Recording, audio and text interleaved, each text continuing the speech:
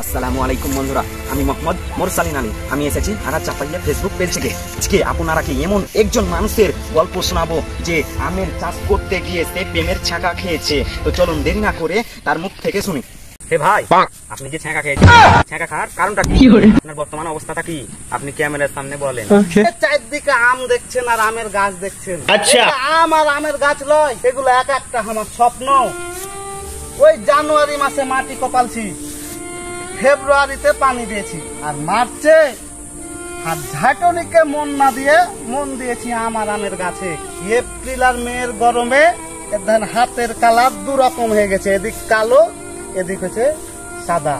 আর জুনে বাজারে যে ওই আমের দাম কইছে 15 টাকা কেজি, আর ওই 15 টাকা কেজির আম ঢাকা পাঠাইতে ট্রাকের ভাড়া নিবে 20 টাকা। তো এখন দেখছি আর ঝাঁটনিকে মন দেওয়াই ভালো ছিল, এই আম আর আমের গাছকে মন দেওয়াচ্ছে। তাই এবার ভেবেছি এই আম দিয়ে আচার বানাবো আর ফেসবুকে ভিডিও করে ভাইরাল হবো। আম চাষি হিসাবে লয় খুব, একজন কমেডিয়ান হিসেবে। এই যে যারা আম খাইছেন বিভিন্ন জায়গাতে, তারাকে কহবো আপনারা আম খাইতে খাইতে এই আম চাষির গে দুঃখটা বুঝিয়েন, কান্নাটা বুঝিয়েন। আম চাষির গে হাসি সুদ্ধা কামড়ে খাইয়ে লিয়েন না।